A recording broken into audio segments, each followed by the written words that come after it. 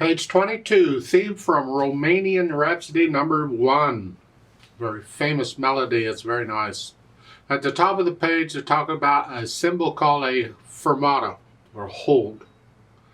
Could have other names, it's not important. It's a dot with a half a circle, and the half circle can be below the dot or above the dot. Depends on the music.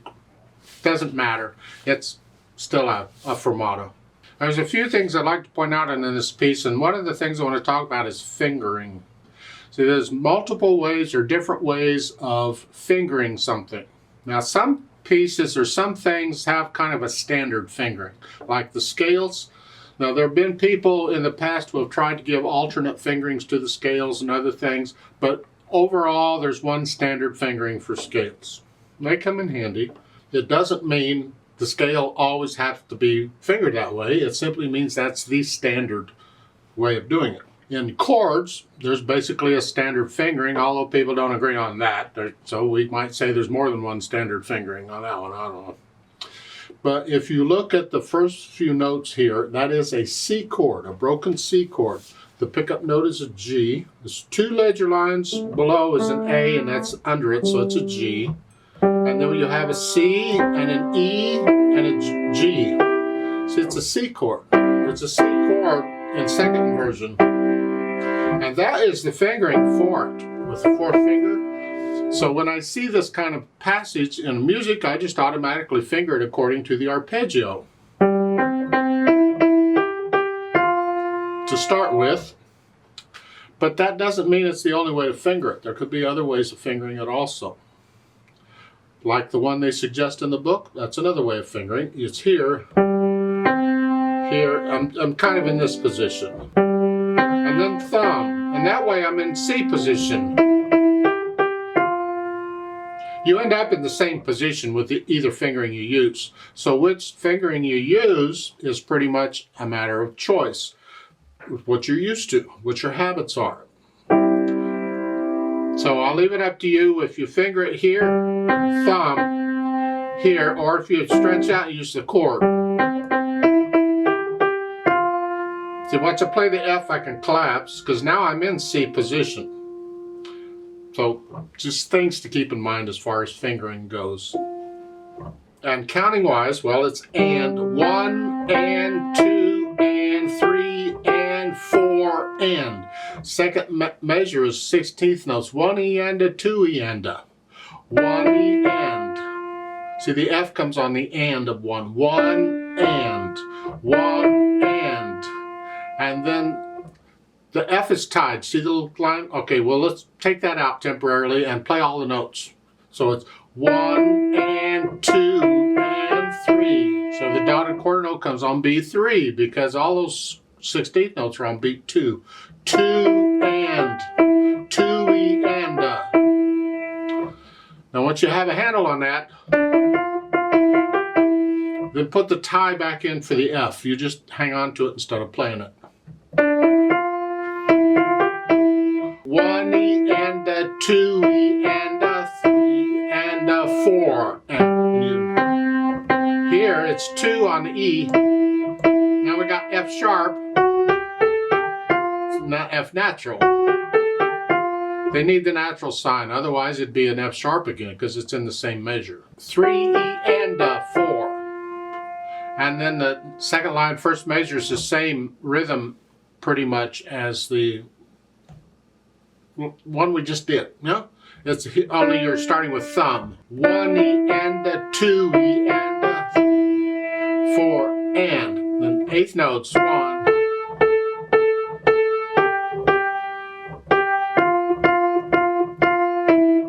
And then the last measure, second line. 1 and 2 and. And then just cross over for one note. So it's, and that's on beat 3. 1 and 2 and 3 E and a 4, or 3 and 4. 1 and 2. Again, third line, first measure. 1 and 2 E and a.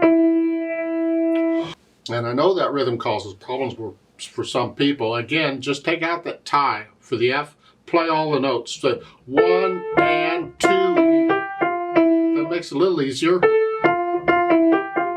And when you have a handle on that, then you can put the tie back in. You just hang on to the note. 1. Let's go on. Just lift up the third finger now. And I connect everything right now. We'll do these staccatos later. It's 1 and 2 and. Did you notice the time signature changed? Now we're not in 4/4 time anymore. We're in 2/4 time. Well, okay, how do you do that? You see, a time signature can change anytime, whenever, whatever. It has to be at a bar line, but otherwise it's whatever. And it can go from any time signature to any time signature. But there has to be something constant between them, something to hold them together. And so that's usually the pulse or the beat or something that's going to stay the same regardless of what the time signature is. So in 4/4 time, we started out with a quarter note gets a count. 1, 2, 3, 4. So what we do in 2/4 time is we keep that pulse. The quarter note still gets a count. We're going to keep it the same speed. It's just we're only going to count to 2 instead of 4. So it's still going 1, 2, 1, 2. Like it's going to be the same pulse. So the eighth notes and all are the same speed here. Now that doesn't always work out that way, but it works out in this piece. Now the fingering in the book, they've got this way. This is for the 2/4 part. 1 and 2. And then they reach down here. That's fine. I mean, it's doable. However, another fingering you can use here is the fingering for the chord here. And you just stay here. So instead of 3, use 4.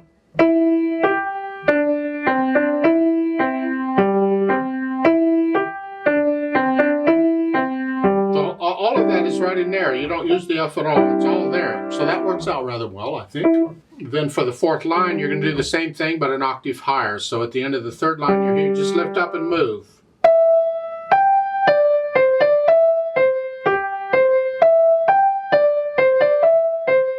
And then you lift up at the end of the 4th line, you come back down where you were. Same fingering. Now, here you can, if you want, at the end of the 4th line, you can go ahead and change the fingering if you want here. Because you don't need the G anymore. Then for the 16th notes at the bottom, first get the notes and all that. So let's just work out notes and fingering first. You got here, because you're in this position. So you're here in the thumb. And then thumb on the A. Here.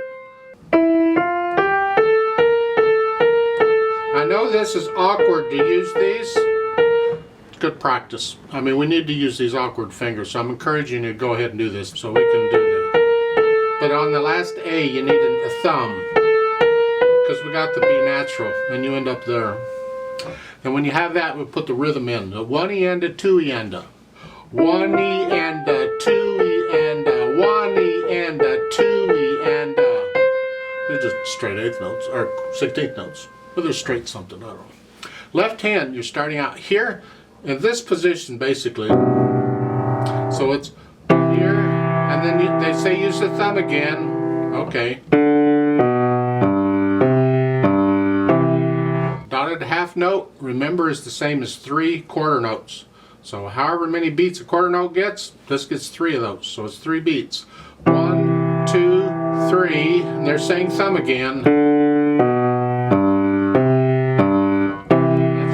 If you want to connect all of these in the left hand, all these notes, you can do a 3-1 here, and that way you can connect them. And then it's 2, 4,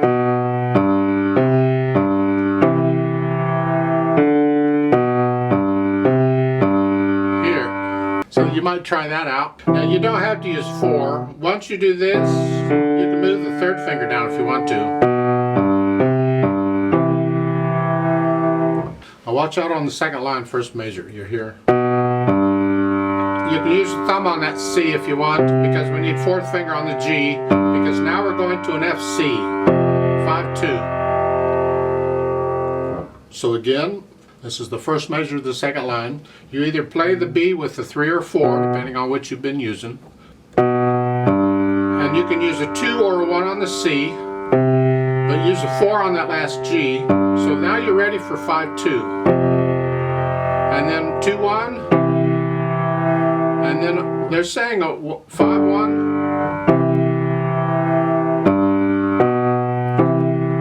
The pedal will help us out here. I'll show that a little later. Let's go down to the 2-4 at the third line. You're here. They're saying 3. That's nice. It lets us connect it. And then at the end of the third line, you have a treble clef in the lower staff. So on the fourth line, now you're in treble clef. Well, it's the same thing, an octave higher. You're up here. Remember that G, 2 ledger lines below is here and here. And at the end of the fourth line, you get the bass clef back where you're down here again, third finger. And at the end, C is the last note. 2 ledger lines below the bass clef is C. Put the hands together.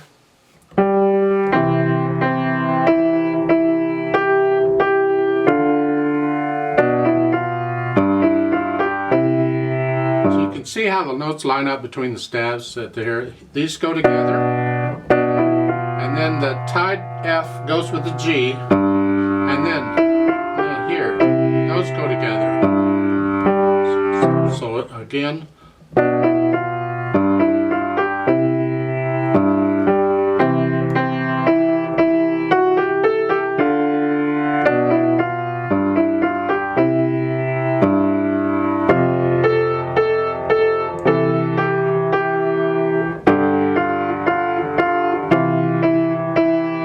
last measure of the second line here, 1 and 2 and. See there, you're playing this again.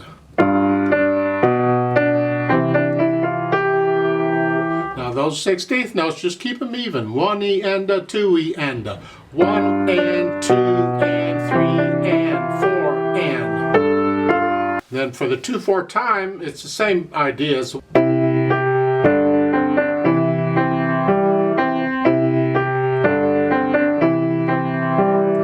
the end of the second or end of the third line, going to the fourth line, both hands go up an octave.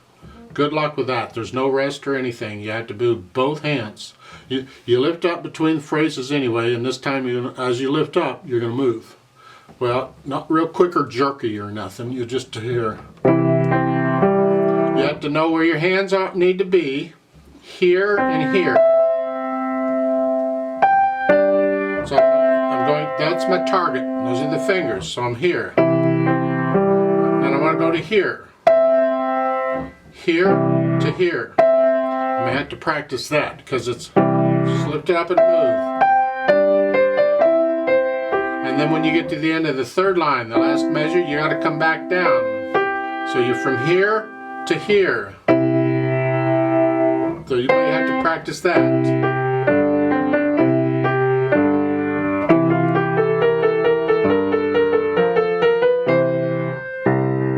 You have to play it that fast. You play at your speed, but go through it and work out the hesitations so that beat, whatever it is constant.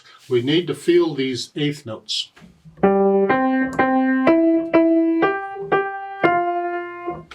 All the way through, a steady beat throughout. Then we can add the articulation. Well, for the most part, in the left hand, just connect it. I mean, forget their slurs they're giving you. Just try and connect this left hand as best you can. In the right hand, we have phrasing. Connect these. Lift up, just like a breath. Lift up. Lift up. Just lift up between each of these. And then when you get to the 2-4 time, it's a light wrist staccato. Now that E in that second measure is not staccato. You can separate it a little bit. It's a little ambiguous, a little unclear as to what they want here, but it's... So I think I would separate it, but it's not a short staccato. So again...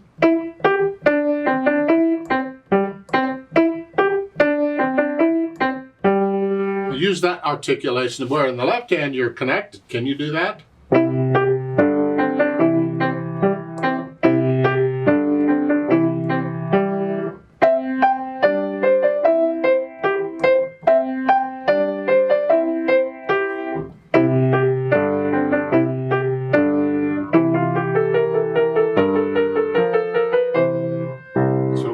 Good luck with the articulation there. Then the dynamics. Well, the dynamics apply to the melody. In this case, it's the right hand. So moderately soft, whatever you think that is. I know you can't connect repeated notes, but do the best you can. The left hand has to be really soft. Keep it out of the way.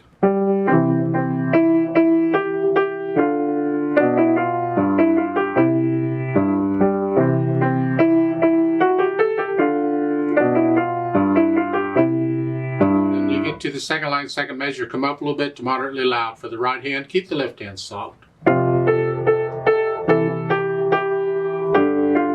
You're staying there in the third line, the half note, and that fermata, you just hang on to that. You just linger up. You feel how long to hold it. When I do this with a metronome, I'll double the value and I'll hold this for 4 counts instead of 2, because I have to stay with the metronome. Otherwise, you just feel it. And actually what happens is, because even during a hold or a pause, you're still feeling the beat. The beat's, it's inside. And the audience listening, they're feeling the beat too. So whether you realize it or not on these pauses, you're actually, most of the time, you'll hold them a set number of beats. You just don't know how many because you're not counting them. But it'll end up being a set number of beats. So when you start, it feels right. Well, that's because it's the beat and going on. So we go on here. Now, 2/4 time you're loud in the right hand. The left hand can come up a little bit, but keep it well under it.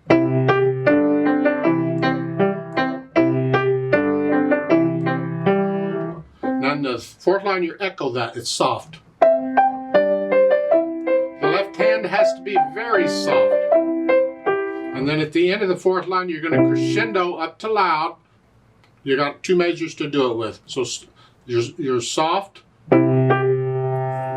Little louder, moderately loud. Now you're loud. And you're going to go all the way up to very loud here at the end.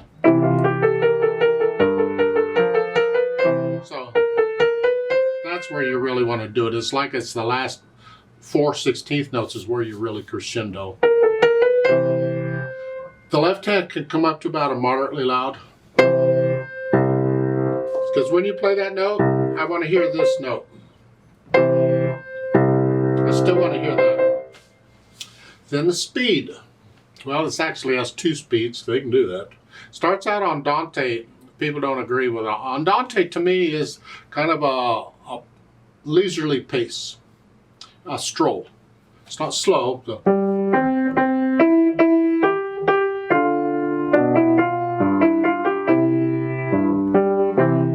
Depends on how much coffee I've had or wine or whatever. But when you get to the 2/4 time, it's agitato, which means agitated, which is quite fast. It just, so after the hold, it just takes off.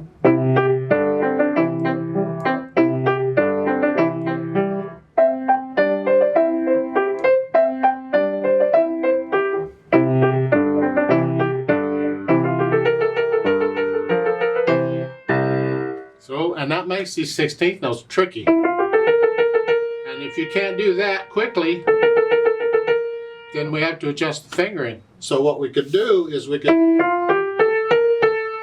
thumb on that and just do like a 2 or a 3/1. That's a very common trill. Or 2/1. I'll leave that up to you. But if that'll make it easier for you because of the speed, right there, thumb. Here, but on the last one I put that on. You don't have to, but I'll leave that up to you and your teachers to how you finger that. But ideally, that's quickly. Now, when I do this with a metronome, I can't change speeds, so I'm just going to keep it the same slow speed throughout. Now, they've added pedal, and at first I wasn't going to include pedal at all, but I see they're doing a pedal technique I'd like to talk about, so I'll go ahead and include pedal too. On the first line, the little pedal indication they show, I strongly suggest you just leave that out. Don't pedal that at all. In the second line, though, on these half notes, I want to talk about those. What that's doing is they're doing a legato pedal for chords. And what we mean is to help us connect the chords. Now we can do some of this with the fingers. Well, let's pretend we can't. Let's say there's a little silence between the chords. We want to connect them, so we use the pedal to help us. And what it means is you push the pedal down right before you change chords, so the sound continues when you lift your hand up, and then you lift the pedal up right after you play the next chord. So it's this way.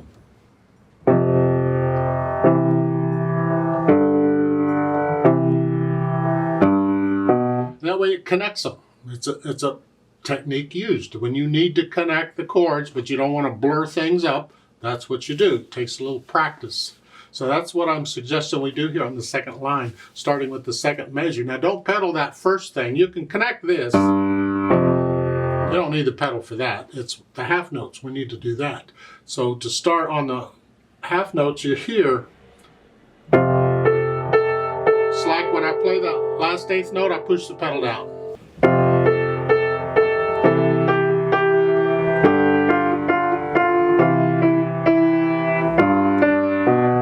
And that's the way you can do that too. As far as these other pedal indications, I suggest you leave them out.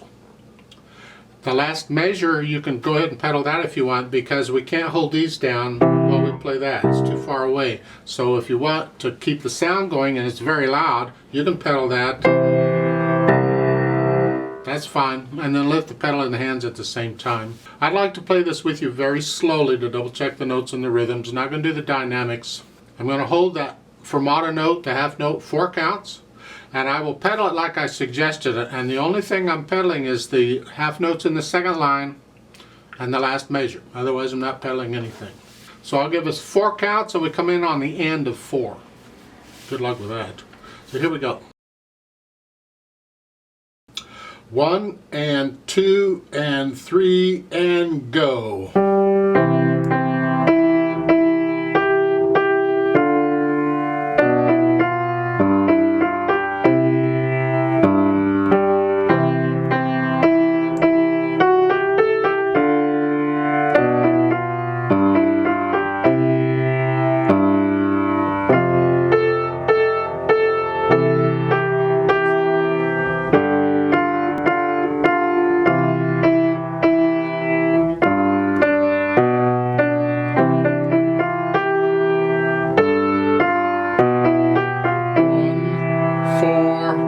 Hold, go on.